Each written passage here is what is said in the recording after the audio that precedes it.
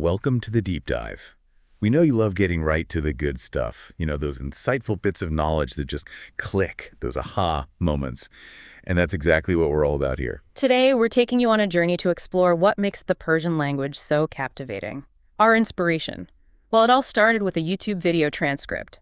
A group of museum researchers got together and, using a stunning 15th century illuminated manuscript of poetry by Nizami, they dove into the historical influences that shaped this language. Absolutely. And our goal today is to unpack why the Persian language developed this perceived beauty.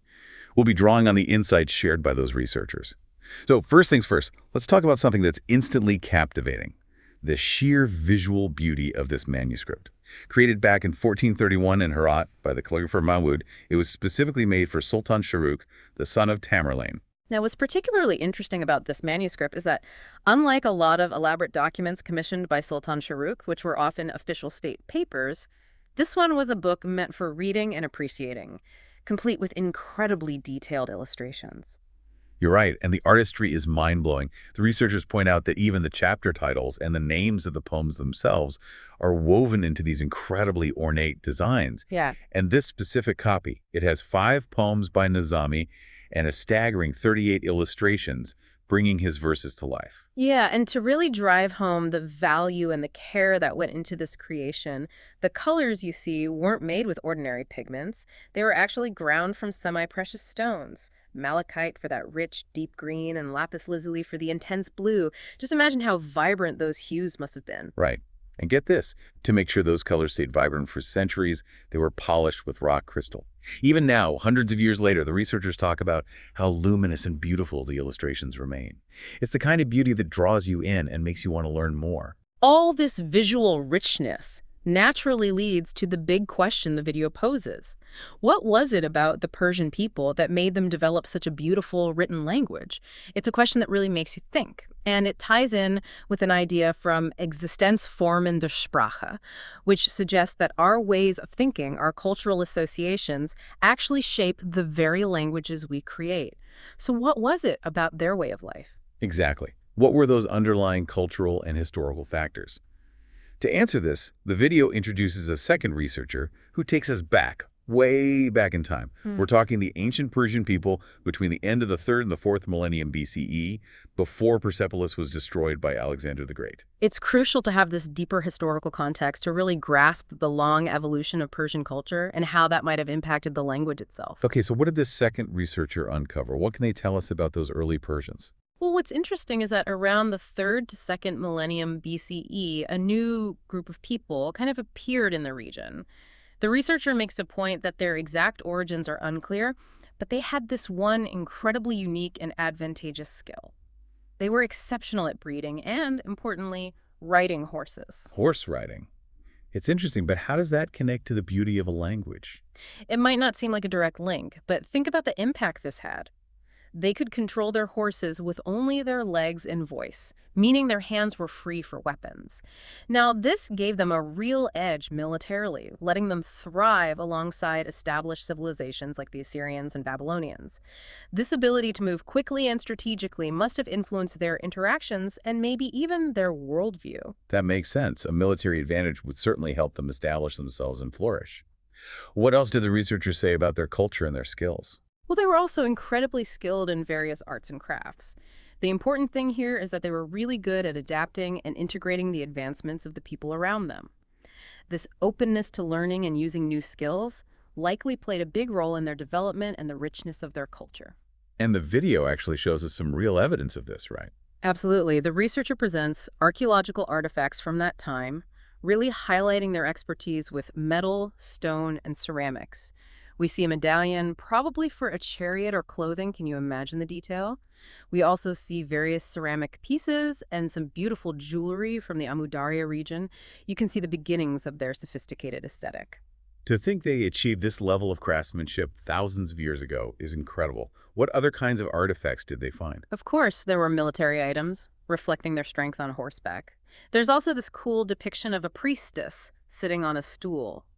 They also found remnants of later Achaemenid royal objects, like a winged vessel, which suggests a continuity of artistic traditions through time. And those beautiful axes in our notes, they sounded pretty amazing. Oh yeah, those were really something. The researcher pointed out several exquisitely crafted axes, even a battle axe with an incredibly detailed scene of an archer being hit by an arrow. It's like a frozen moment of action. Another one had captivating scenes of animals fighting. Clearly, these weren't just tools, they were works of art, maybe even status symbols. What about the ceramic vessels? I remember there being some mystery about what they were used for. Yeah, that's right. Several ceramic vessels were shown, but their exact purpose is still a bit of a mystery. Theories range from simple children's toys to ritual vessels, or maybe for pouring liquids. It just shows how archaeology is this ongoing process of discovery and interpretation. So, from these early roots, we see the Achaemenid Empire rise. Cyrus the Great, the first king.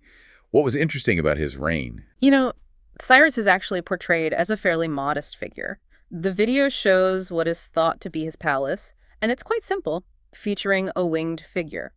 Even his tomb is described as relatively unadorned. There are suggestions he wasn't buried with lavish riches.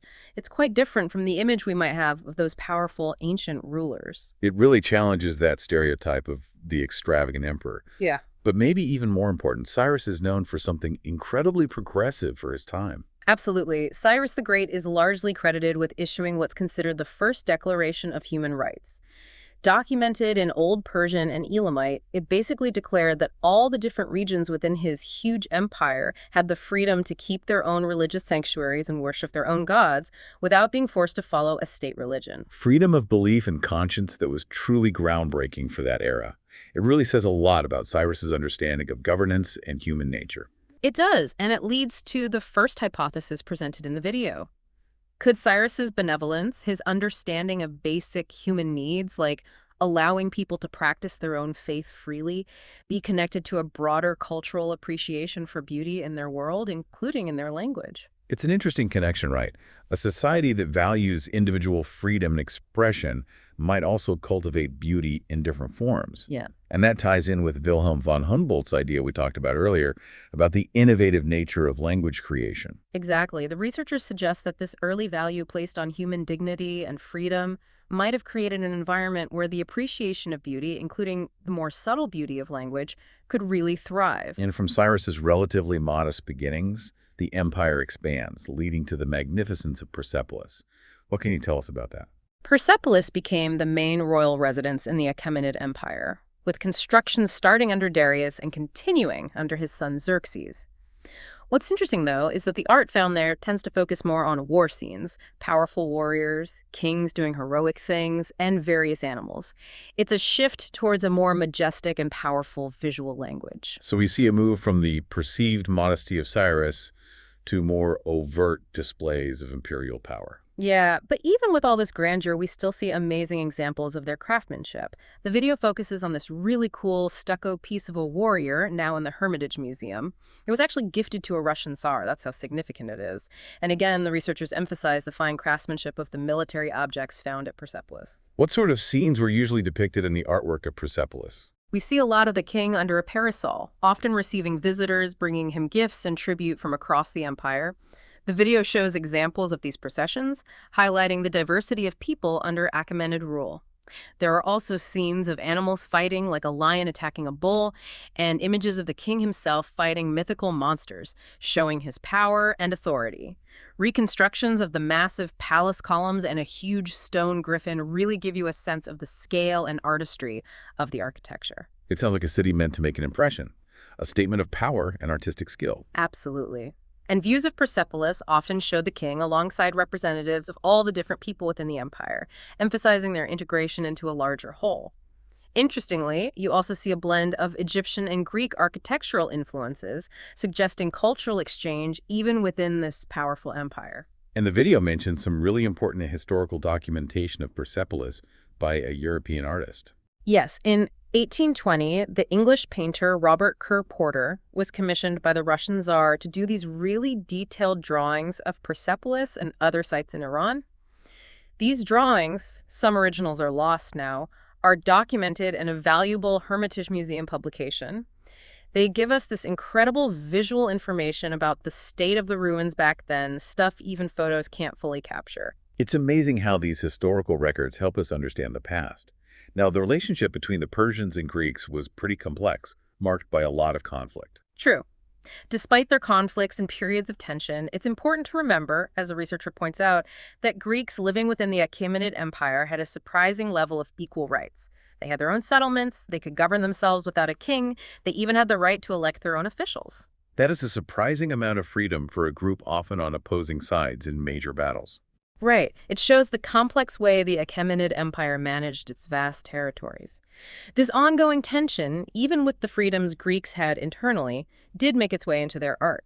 The video shows a Greek vase depicting a Greek warrior killing a Persian. And this simple image actually reveals a big contrast in clothing, right? Exactly. On this vase, the Greek figure is dressed in very basic functional clothing, almost just covering his body. But the Persian is shown in elaborately tailored garments, fitted trousers, an undervest, even decorated with stripes. The difference in detail is striking. It's a small detail, but it's significant. Right. The researcher connects this to the Persians' famous skill in tailoring. The idea is that this tailoring skill developed out of practicality. They needed fitted clothing for riding horses. Loose flowing garments wouldn't have worked. This need for functional fitted clothing might have then evolved into a wider appreciation for well-made, even beautiful garments. And this leads to the second hypothesis about how that sense of beauty developed in Persian culture. Yes, the researcher proposes that having advanced skills in one area, like the ability to sew complex clothing, may have created new needs and desires. If you can create beautiful and intricate clothing, you might then want beautiful things in general, maybe even beautiful language and script. I like that. Excellence in one area influencing a general sense of aesthetic in the culture.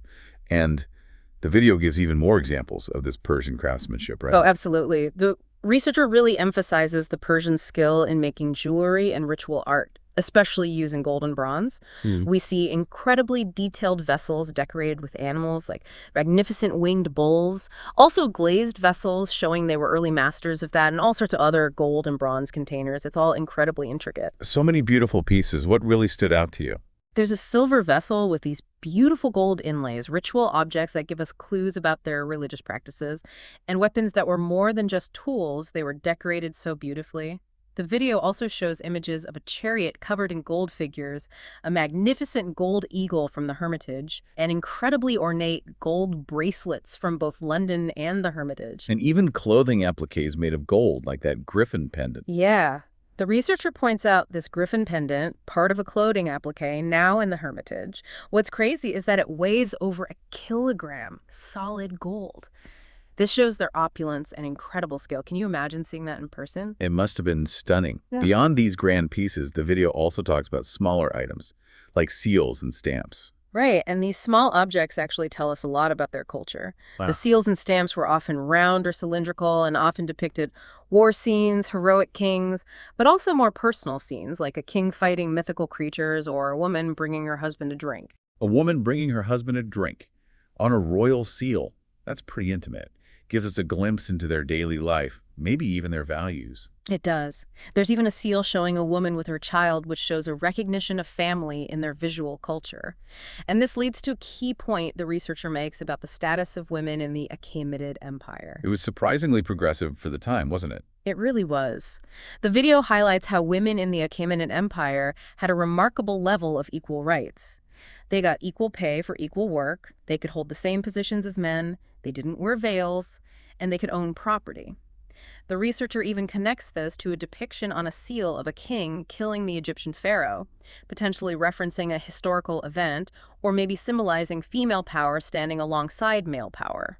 That's fascinating and really challenges assumptions about women's roles in ancient societies. What other images did they find on these seals? We see a goddess, though we're not sure who exactly, approaching the king while riding a lion. Some seals also depict several stages of an event at the same time, like an arrow hitting a lion that's already fallen under the king's chariot. It's like telling a whole story in a tiny space. That's clever storytelling, packing so much into a small format. What about their economy? The video talked about their currency. Right, they had a well-structured system. The king issued gold coins, local rulers or groups made silver coins, and copper was used for smaller transactions locally. This suggests a pretty organized and sophisticated system for trade across their vast territory. Managing such a massive, diverse empire must have required a very efficient administration. Definitely. The video mentions well-functioning trade routes throughout the empire, a postal service for long-distance communication, and chanceries for keeping records. There's even a Greek vase, now in the Berlin Museum, which shows Darius's court actively doing state business. It's like a snapshot of their administrative system in action. It paints a picture of a well-organized, advanced society. And the researcher emphasizes that this Achaemenid empire was built on a key principle. The principle of equality for all the different people within their empire. This likely played a huge role in their long-term stability and their ability to integrate so many cultures. Beyond just the administrative aspects, what were the core values emphasized by the Achaemenid kings? Justice, which they called arta, and truth were paramount. Lying was considered a serious offense, almost a deadly sin. The kings constantly emphasized their own righteousness and their dedication to caring for all their people, rich or poor, in inscriptions that have survived, mainly on their elaborate tombs. And these royal tombs sound like incredibly important historical documents in themselves, giving us insight into the kings' philosophies and how they wanted to be remembered. They are. The video mentions the tombs of Darius, Xerxes, and Xerxes' son, some with later Sasanian reliefs added. The reliefs of Darius carved into the mountains are especially significant. The researcher highlights an inscription by Darius in a remote, hard-to-reach spot where he addresses humanity and the gods in 3 languages: Old Persian, Elamite, and Akkadian.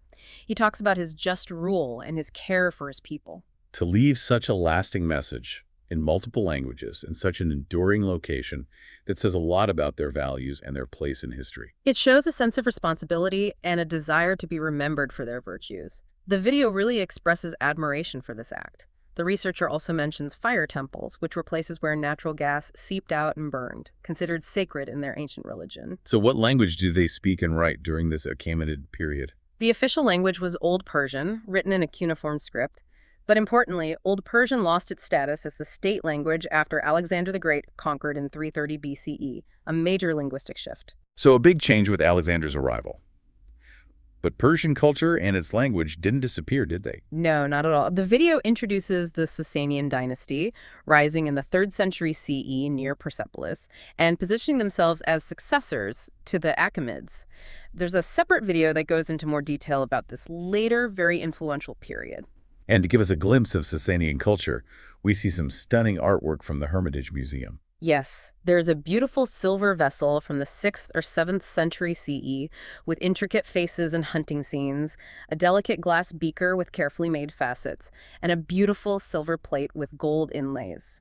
These show the continued high level of artistry during the Sasanian era. And the Persian language continued to evolve. What about Middle Persian, the state language of the Sasanian Empire? What's really interesting here is the use of ligatures, connecting 2 or more letters in writing, something that carries over into modern Persian. Middle Persian also used a unique system called heterography. It's like using an abbreviation that everyone knows stands for a longer word, but the abbreviation itself comes from a different alphabet. They'd write words or parts of words using Aramaic script, but read them aloud in Middle Persian. Sounds complicated. Writing and speaking not always matching up. Then, in the 7th century CE, we have the Arab conquest. A big turning point. Arabic became the new state language, but crucially, Persian survived.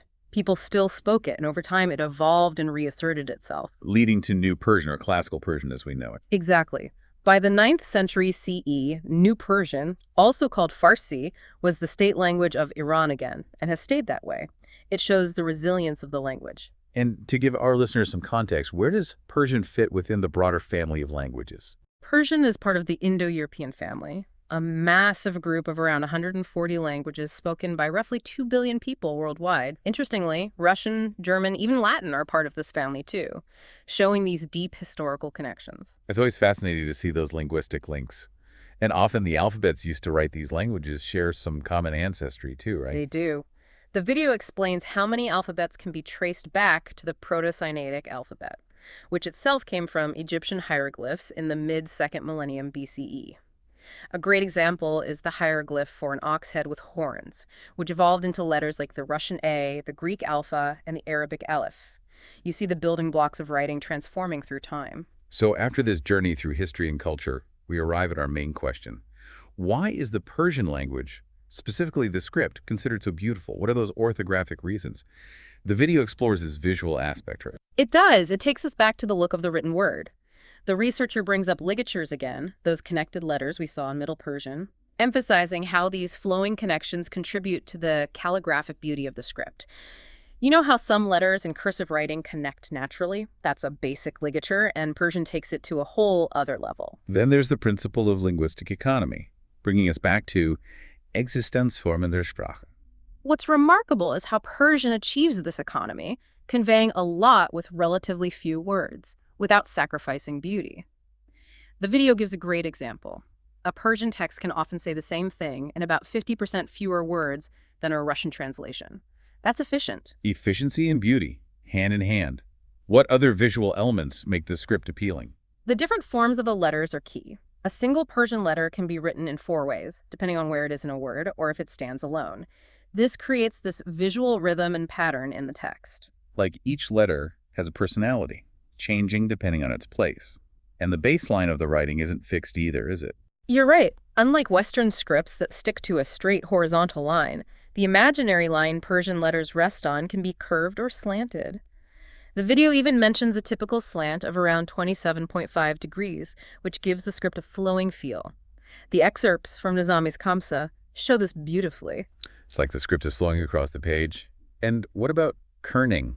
Kerning, the spacing between letters where they can even overlap a bit, is another feature.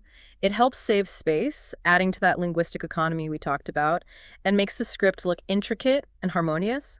The Kamsa excerpts show this interplay between letters, like puzzle pieces fitting together. Creating a pleasing, balanced texture. We can't forget Kashida either. Kashida is the way certain letters, especially curved ones, can be elongated. It's obvious in the Kamsa excerpts you see these elegant stretches that make the writing look so calligraphic and decorative.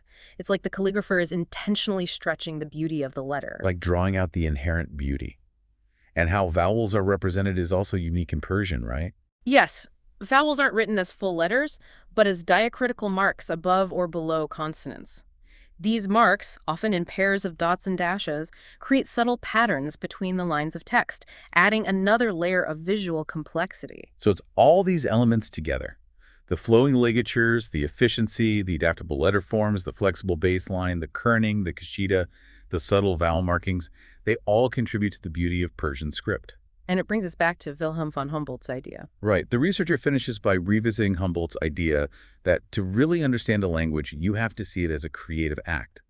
They argue that Persian, especially its unique script, embodies this creativity. All right, let's summarize everything we've discussed. What are the key takeaways about the beauty of the Persian language for our listeners? We've seen that the beauty of Persian isn't random. It has deep roots in historical and cultural factors.